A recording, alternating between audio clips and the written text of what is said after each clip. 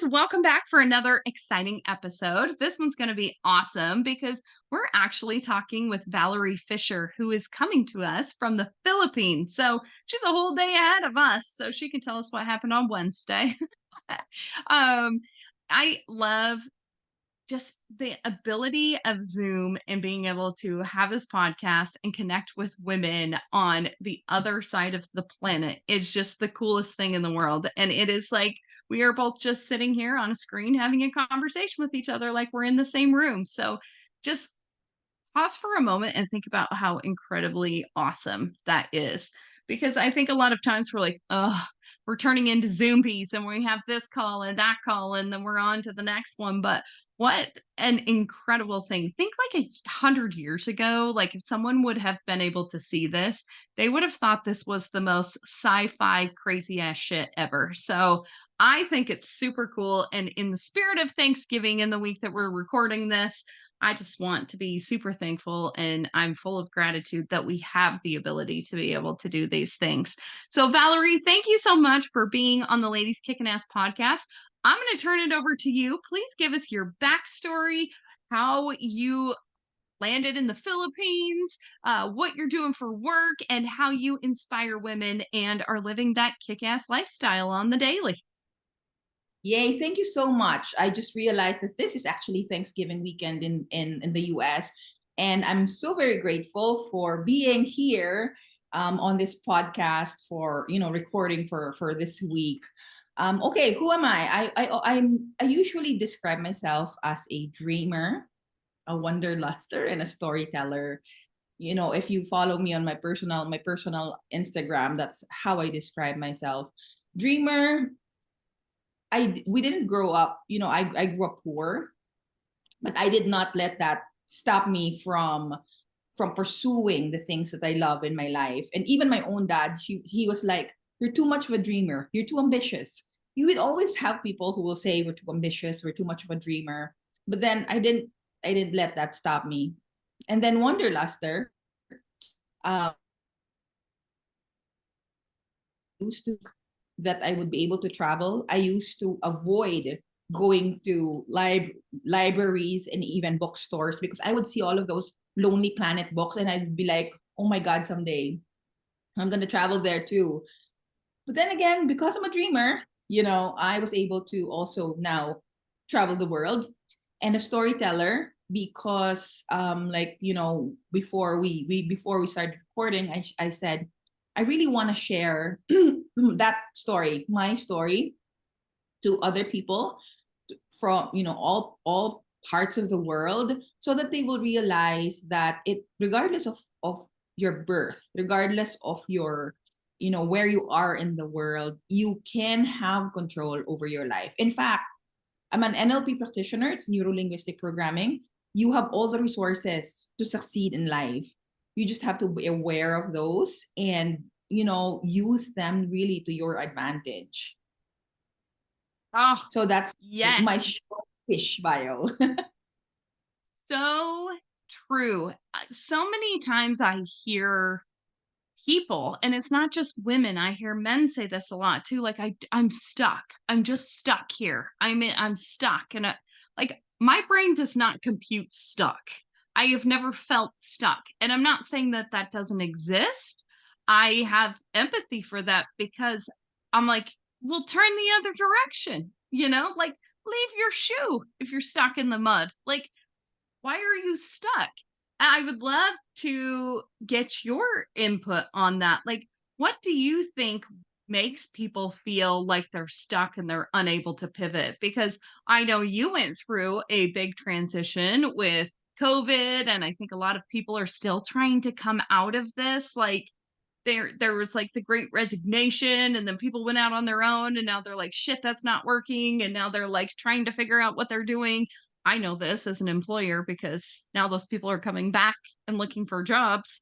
So it is very interesting where people just kind of feel like they take a leap of faith, but then they get stuck again. And how do you encourage people to pivot instead of staying stuck? um, you know, People feel like they're stuck because they don't see the other way, like what you mentioned. It's not as easy for other people to see the other direction, to see the other angles from a different perspective, because we have had, programming, deep seated programming, where, for example, I have this former boss. So she's like, I think in her 60s now, and she has been wanting to quit the corporate world. But in her mind, her program is like, I have so much, I have so many bills. I have so much to pay, like all of those debt, the mortgage, whatever. And then I asked her, why do you think that quitting your job and going into consulting will not give you money, or will give you less money as a salary? Because our programming, at least here in the Philippines, is that, you go to school, you marry, you have children, you have a job that lasts for 20 years. So that's like the programming. So it's difficult for some people to realize, you know what, if you do consulting, if you do freelancing, if you put up your own business, you can still make money. The income does not stop when you quit your job. So Yeah. it's because it's like, it's deep seated. Like all our parents, our grandparents, even, people we work with, my friends have been working in the same industry or in the same company for, like they say, for 15, 20 years. And it's normal. Mm-hmm. So that's why Yep. people feel, because they don't think they have another, they don't even think that there's another road, because to them this Sure. is where it should be. And when you ask the question about how to be, how to feel unstuck, well, number one is provide evidence, or look for evidence if you don't have it yet. What I mean is, can you look for other ways? Like, for example, if you want to go into consulting because you're so tired of your 9 to 5, you look for evidence of people who have succeeded going into that direction, because our brain will now accept that and say, oh, that can actually happen. And the more evidence you gather, and it is possible. If it was possible for them, it can be possible for me. So that's one. So find evidence.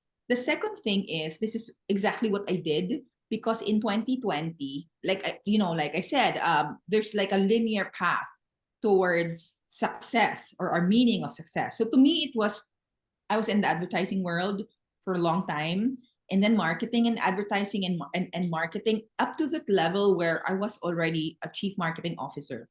Because that's the road that you go. If you're into advertising and marketing, that's the peak.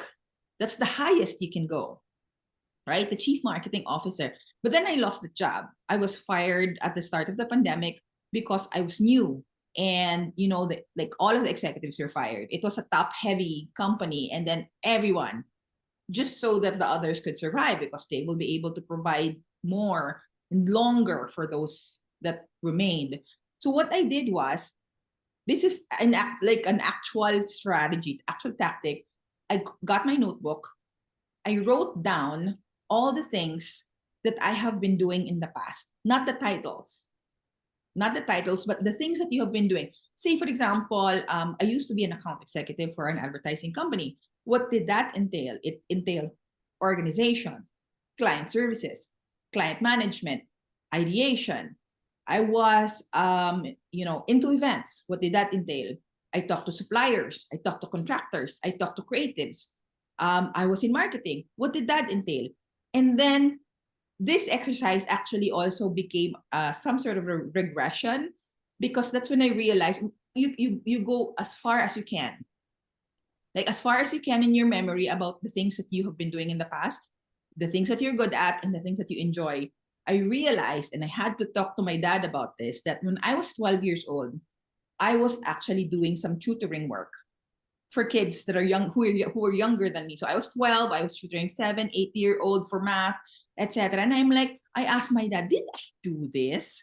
Because I have like some very vague memory of going to a house with wooden stairs, and it was like, not really well lit house, and I was teaching this kid. And my dad was like, yeah, you actually did that. I used to do catechism when I was in high school. And putting all of those together, I realized I can actually teach what I know, because it's not just my work, it's not just the title of being in marketing or in advertising, but it's actually something that I have been doing in the past that I forgot because of the programming, but now I can do it. So that's how I started my training coach consulting business, when I realized that it doesn't have to be this way. Like what happens when what happens after chief marketing officer? What happens then you get stuck again because you think you have no other way, because that's the end. So that's an actual strategy that I use, that have been very helpful to me every time I feel the need to pivot. I i talk a Yeah. lot.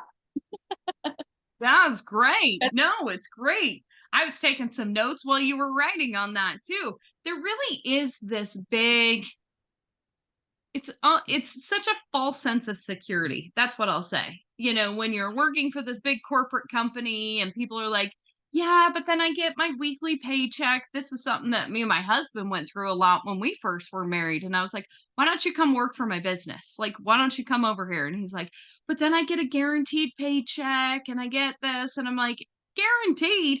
Like, he was an estimator for a construction company. Man, as soon as they get slow, who do you think the first guy is to go? That guy, because he's really expensive and there's nothing to estimate. So, see ya. I'm like, "That is not safe. You have all of these skills. Why would you not apply them in a place where you know you're not going to get fired?" You know, like, just you come start your own business and come on, and I will hire you as a contractor to come and work, you know? And we ended up working those things out. But I think for a lot of people, it's like, well, I have my own they provide health insurance. I'm like, dude, you can make your own money and provide your own health insurance. That is not something that needs to keep you stuck at a job. But I think many times, if you grow up in a traditional school setting, they're really good at making you into a really damn good employee because they don't teach you to think big about stuff like that. My daughter is in high school and she's a freshman. And I told her, you can take any classes that you want, but I require her to take some form of a business class every single year. And in her first year, it's all about corporate business. That's what they're learning the first year. The first year is corporate business. The second year is entrepreneurship because, you know, if you get through the first one, then you can learn about what an entrepreneur is. And it's just fascinating to me that those, like, you can teach business without it having to be separated between corporate and entrepreneur, because doing business is doing business. You know, like, why aren't we talking about business financials? Why aren't we talking about business marketing? Why aren't we talking about, you know, actual business economics and supply and demand and how this actually works? Why does it have to be segregated into those two things? And really, it's like, well, we'll get you in and we'll teach you the corporate way first, and then we'll teach you entrepreneurship. And I just find it fascinating because so many times, if you don't have the example in front of you, seeing someone that has been able to do that, you don't know what is possible out there. You really don't. And so I Exactly. think a lot of people struggle with exactly that because they don't see that modeled. That is a big reason for Ladies Kicking Ass on this podcast, is for people that are even curious about becoming an entrepreneur. Here are hundreds of women that you can listen to their story, and it's not pretty and it's not bubbles all the time. And I always laugh when people say, "I want to go into business because I don't want to work 40 hours a week anymore." I'm like, "Well, congratulations. Now you work 80." But guess what? You're building your own castle instead of someone else's. So it really is just continuously talking about the opportunities with women, with our kids, even to these men of like, this is a huge opportunity for you to have. I think what people are mostly striving for is like freedom and peace. Like, you have time freedom and you can make this as crazy and chaotic as you want, or you can make it as peaceful as you want, because you can be a consultant and you can make damn good money and you can be working all by yourself. So if you don't want headache of employees, because that brings on a whole new level of chaos, then find something that you are good at. People will pay you money to do that. And no one's going to be more convincing about that than you will be to get those people to pay you to do it. So definitely huge, huge, huge. I love that so much. So I want to Exactly. jump into like what you do as far as marketing stuff.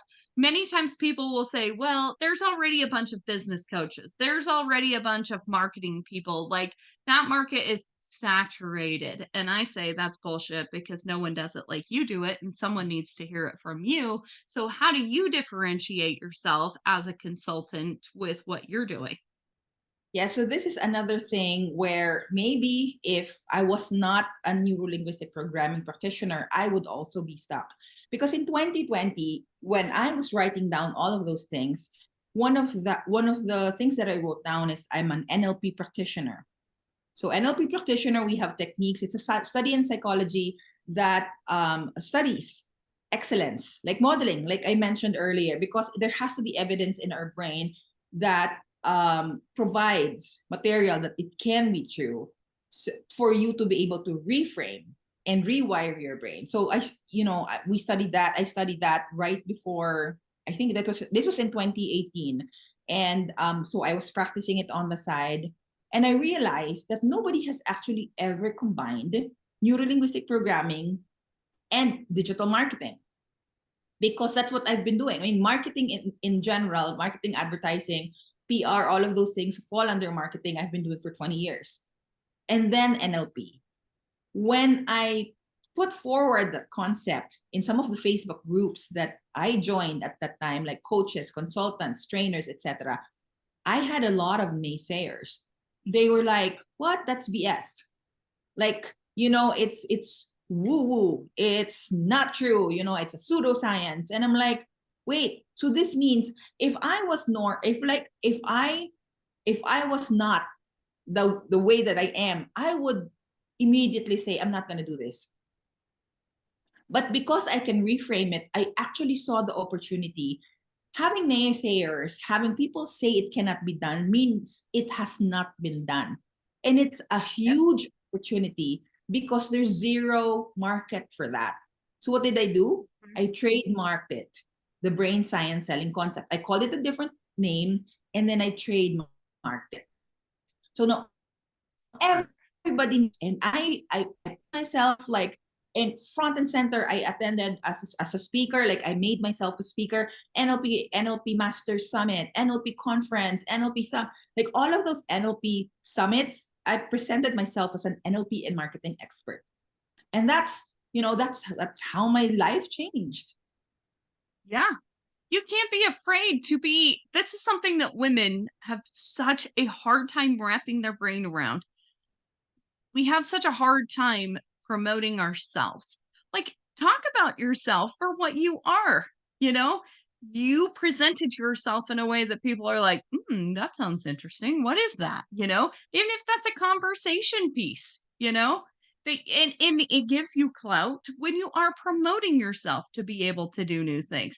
There's so many things that women do that they are so incredibly good at that they wouldn't even think about using that as like a title of a way they would introduce themselves.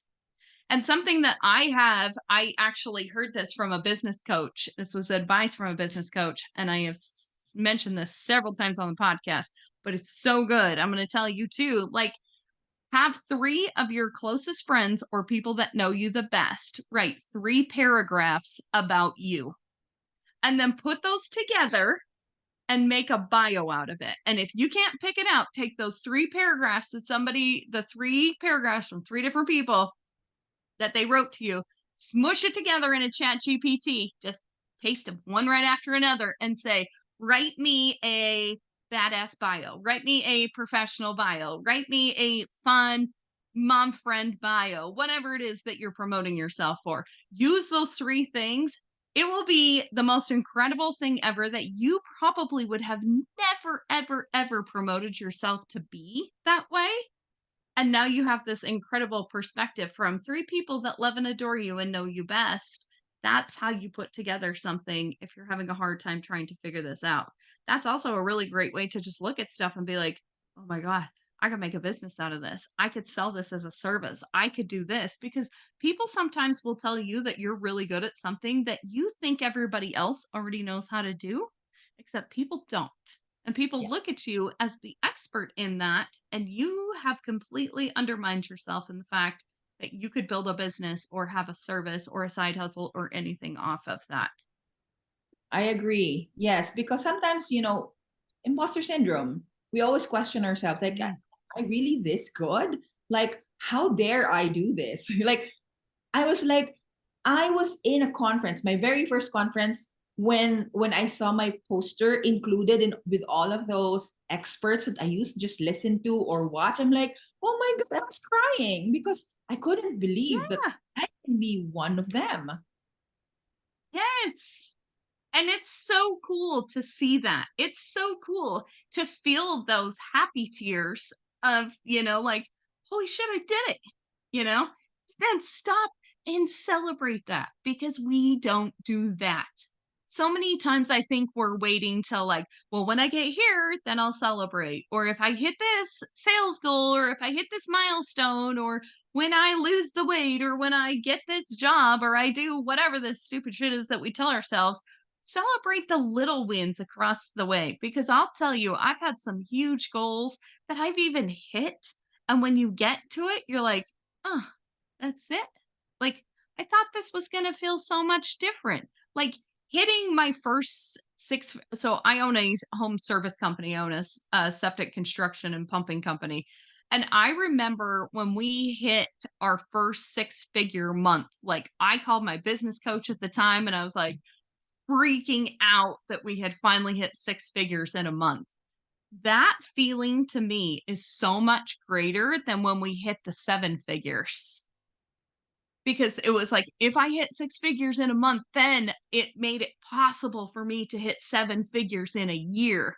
And even when we hit the seven figures in the year, that smaller goal that I actually achieved meant more because I stopped and I celebrated it. And it was like stuck in my head that I remembered that that had actually happened versus I can't tell you what happened when we finally hit seven figures for the year. We didn't even really stop and celebrate that. It was the smaller goal that got more attention because we took the time.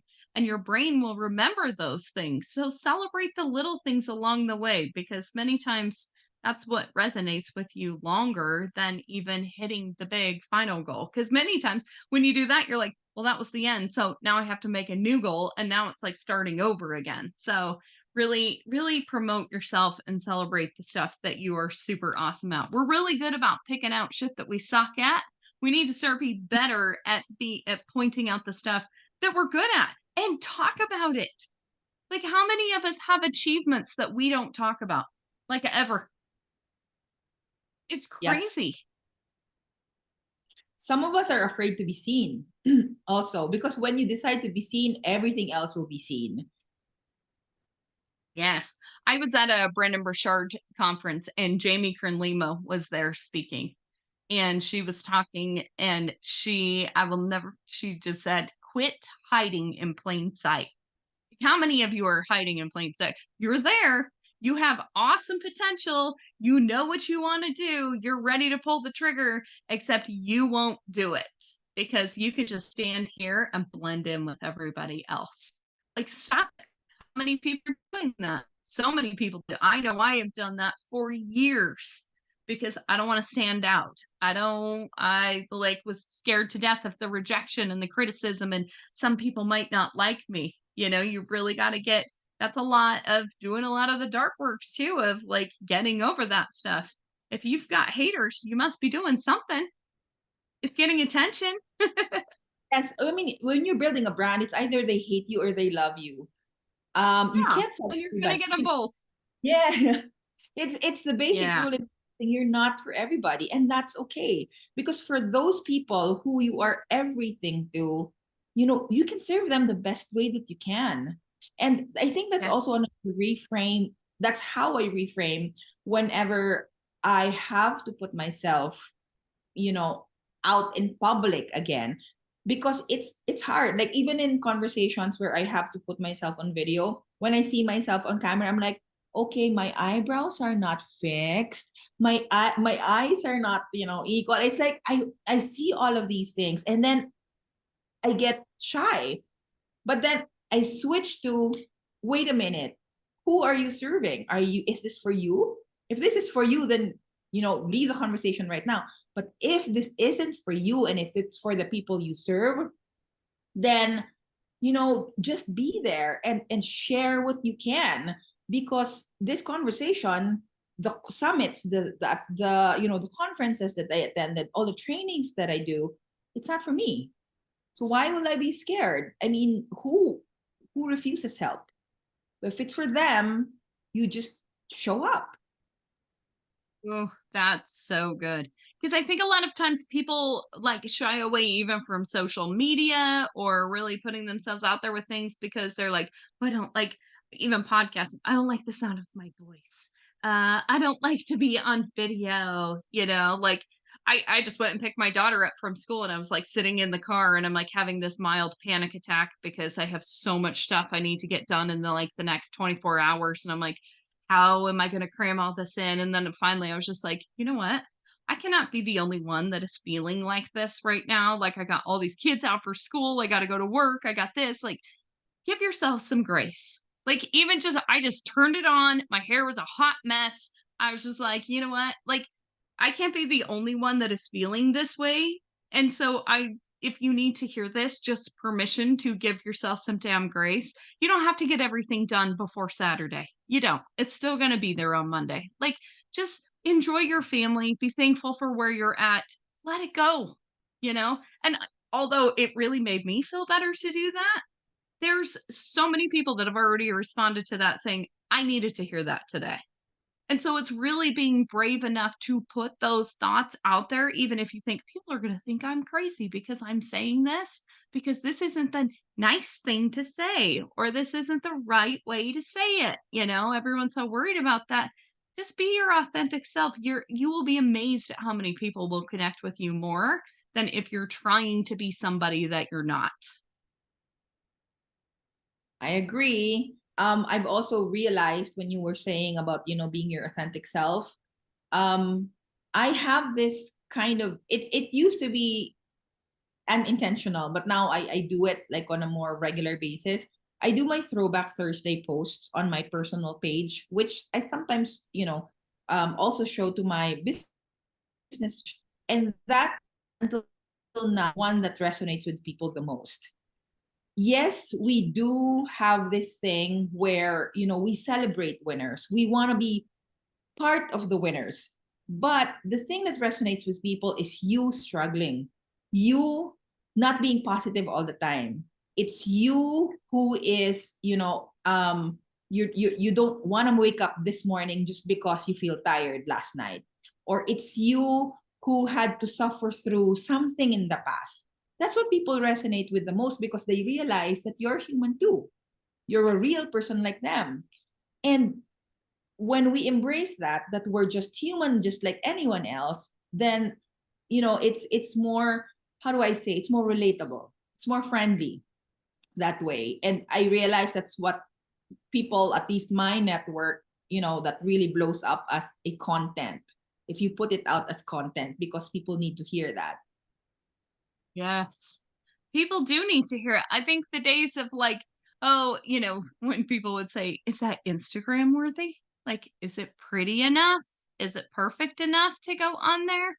Like, we really are seeing a shift with that because I think more people are like, oh my God, like I can actually relate to that. Like, how many people can get up and they're just like all done up every single day, all day long, for everybody?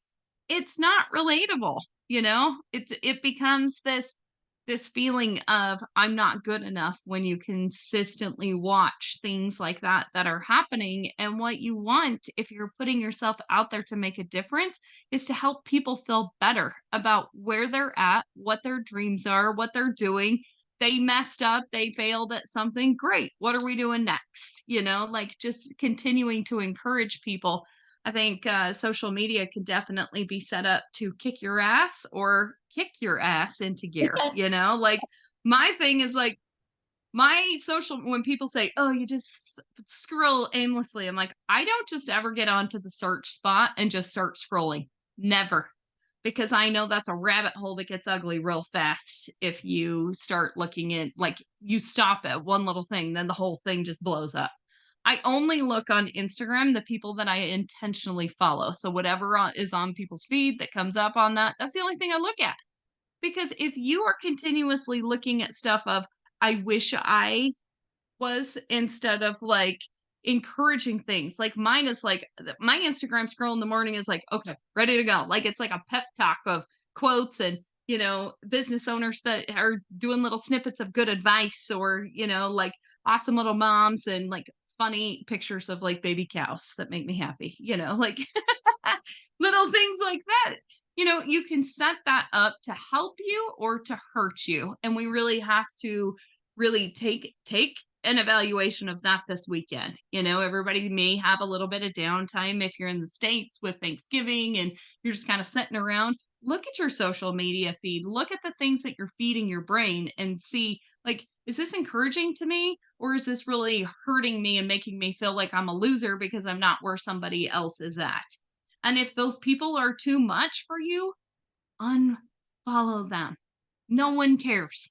No one gives a shit. No one is watching to see if you follow them or unfollow them. So do do you, like, make you feel good with those things. It's not going away. So we need to be able to use it in the proper way. And I think there is a really significant way to be able to do that. Would you agree? Yes, I'd like to do a little build on that. Um, Sometimes, so, and this is another reframe. When we look at people's feeds and think that, oh my gosh, this person received an award, or finally they went to Europe for the first time, or this person was promoted something.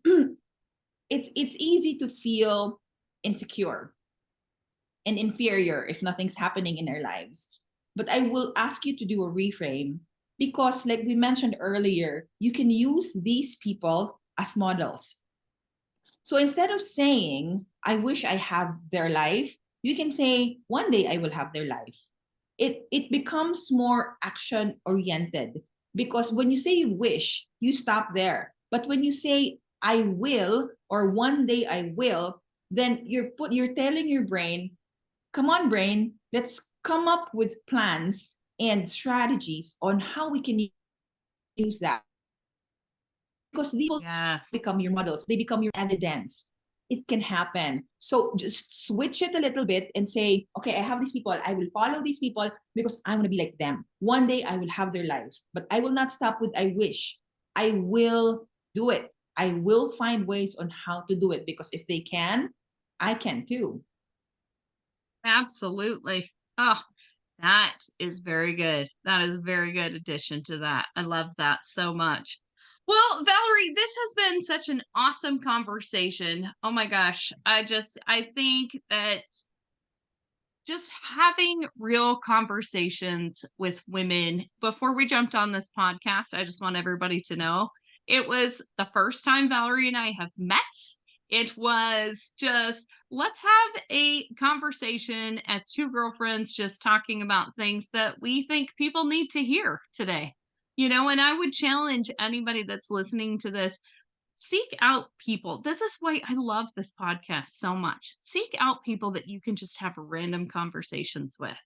I want to get to know you better, Valerie. I want to learn more about you and what you're doing with stuff. And I love, just the conversation that we've had today. And we're on like the other side of the planet from each other, and we still have these incredible like-minded thoughts.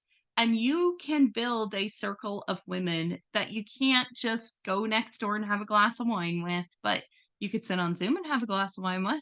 Some Yes. of my best friends that I yeah, some of my best friends that I have met through different masterminds and getting into those rooms, they don't live anywhere remotely close to me. And I think for a long time I struggled with making female relationships because I was like, they have to like live next to me and I have to like work with them and I have to do all of this stuff with them. It's not necessarily true. If you're not finding that, that's what this community is about. Always feel free to reach out. I will connect you with so many wonderful women that I've been able to meet here that I think that, people could have really great relationships with. So I appreciate so much of your time and for joining us so early in the morning. And Just having a real honest conversation about things that women need to cheerlead themselves. Women need to feel worthy. You are worthy. You're not worthy based upon what you do every day. Like you're worthy because you're a human, you know, and you deserve to be happy and you deserve to feel safe and secure and be able to take care of yourself. And though none of that is based upon what you do for a living every single day. And I think a lot of women get wrapped up in the titles that they hold, whether that be a wife, a mom, a caregiver, a boss, an owner, or, the assistant, whatever it ends up being. And they take that on as an identity, and that's not who we are. And in the spirit of Thanksgiving, this week in the States, be very grateful. Look around and think all of the incredible things that you enjoy in your life. And it's okay to want more. It is. I think many times for women, we think, oh, I can't say that because I should just be thankful for what I have. You can be thankful for what you have and want a hell of a lot more. And I think we need to make that more of a normal thing that we say, you know? This is what we're striving for. This is what we're working for. And I think that's a beautiful, beautiful thing. It never has been a really negative thing until the last, 10 years. And people think, oh, just be thankful. You don't have to just sit and be thankful. You can always be striving for more. So I appreciate so much the connection that I have with you now, and now that you have with the Ladies Kicking Ass community as just another wonderful woman that is out there doing that. So what I would love to ask you, Valerie, is what when you hear the phrase ladies kicking ass, what does that mean to you? It's us building tables instead of being invited to a table. Because you know Oh you yeah. do it. I mean, what stops us from building our own network, building our own companies, building our own set of friends? There's nothing. It's again another program in our heads that has been, set there for hundreds of years. Just because it has not been done, just because you don't have people in your network, like what you said. I'm so grateful for networks like yours, like communities like yours, because that gives people ideas that it can happen. It can give people ideas that, other women have actually built tables on it and they've invited men on their own. You can even build rooms or build houses if you like. You don't have to limit it to just a table if you don't want to limit it to just a table. So it's all up to you. All the resources are already within you to succeed in life. So I think that's my that's That my life. is beautiful. It is beautiful. You can build your own table. Like my dear sweet friend Lindsay Schwartz from Powerhouse Women always says, anoint yourself. Quit waiting for people to invite you. Invite your damn self, Like if you are sitting around waiting for someone to bring you along, stop waiting and start creating because there are women that are dying for you to do that. So Yes. that is beautiful. I love that so much. Valerie, if someone wants to find you online or what you're doing and what you've got coming up, where's the best place for them to find you? Yeah, so I'm on LinkedIn, my main for at least for the rest of the work, because I have my Filipino community on Facebook, but I'm on LinkedIn. I'm Valerie Fischer. And then also my website is www.valeriepfischer.net. This is another, so I'd like you to try that because that's another pivot that I'm doing right now. I have an AI assistant in there. So if you type Valerie, www.valeriepfischer.net, it's kind of like me, my digital version as a coach. So you can ask me questions there. You can ask for advice there. So I'm training my AI assistant, to answer questions. And then maybe eventually I will have a different business model for that. But come check that out so that you just experience how it is like to have an AI to talk to an AI assistant. Oh, I need one of those now. I'm going to check that out. That's so awesome. Thank you so much, Valerie, and we will definitely be in touch. Thank you so much.